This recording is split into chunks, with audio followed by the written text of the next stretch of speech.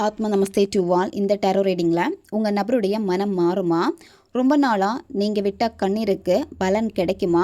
இந்த ரிலேஷன்ஷிப்பில் இருக்கக்கூடிய அந்த மூன்றாம் நபருடைய நிலைமை இப்போது எப்படி இருக்குது? இந்த ரிலேஷன்ஷிப்பில் நடக்க போகிற எதிர்பாராத மாற்றம் என்ன? அதை பற்றிலாம் டீட்டெயில்டாக இந்த ரீடிங்கில் நம்ம தெரிஞ்சுக்க போகிறோம். இந்த கார்டு எனர்ஜி கூட கனெக்ட் ஆகிறதுக்காக உங்கள் பர்சனை மனசில் நினச்சிட்டு ஐ ஆம் வெயிட்டிங் இதை கமெண்டில் டைப் பண்ணுங்கள். இந்த கார்டு எனர்ஜி கூட கனெக்ட் ஆகிருவீங்க. இந்த ரிலேஷன்ஷிப் உங்களுக்கு ரொம்ப பின்தங்கி இருக்கிறப்போ நீங்கள் ரொம்ப கஷ்டப்பட்டிருக்கீங்க, அதிகமாக கண்ணீர் சிந்திருக்கீங்க. அதனால் உங்கள் எனர்ஜி எல்லாமே அதிகமாக வேஸ்ட்டாக போயிருக்கு. சரியா? அதனால் இப்போதைக்கு நீங்கள் குணமடையணும்.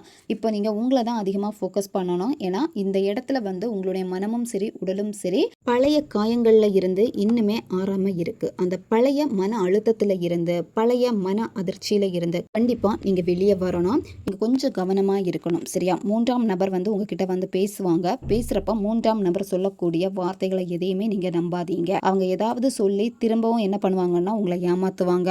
அது மட்டும் இல்லாமல் அவங்க முயற்சி பண்ணுவாங்க. திரும்ப நீங்களும் உங்கள் பர்சனும் பேசுவீங்க, திரும்ப லவ் பண்ணுவீங்க அப்படின்னு அந்த மூன்றாம் நபருக்கு இப்போல்லாம் நல்லாவே தெரியுது.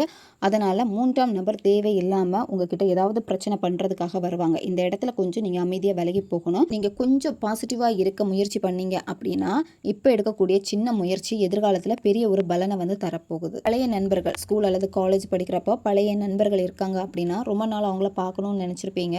சடனாக யதார்த்தமாக திரும்ப அவங்கள நீங்கள் மீட் பண்ணுவீங்க. உங்கள் நபரை எப்போவுமே நீங்கள் உற்று பார்த்துக்கிட்டே இருக்கீங்க. உற்று பார்க்க தான் என்ன அப்படின்னா உங்கள் ரிலேஷன்ஷிப்பில் எந்த விதமான மாற்றமும் வராத மாதிரி ஒரு ஃபீல் இருக்குது. அதனால் உங்கள் நபரை நீங்கள் கவனிக்காதீங்க. சரியா? திரும்பி கூட பார்க்காதீங்க. உங்களுடைய வேலை என்னவோ அந்த வேலையில் மட்டும் நீங்கள் கவனம் செலுத்துங்க. இந்த ரிலேஷன்ஷிப்பில் நான் ரொம்ப எஃபர்ட் போட்டேன், பட் எனக்கு எதுவுமே நடக்கலை அப்படின்னு நீங்கள் கவலைப்பட வேண்டாம். உங்களுடைய உழைப்புக்கான அந்த பலன் உடனே உங்களுக்கு கிடைக்காட்டியும் அது சரியான நேரத்தில் உங்களுக்கு கிடைக்கும்.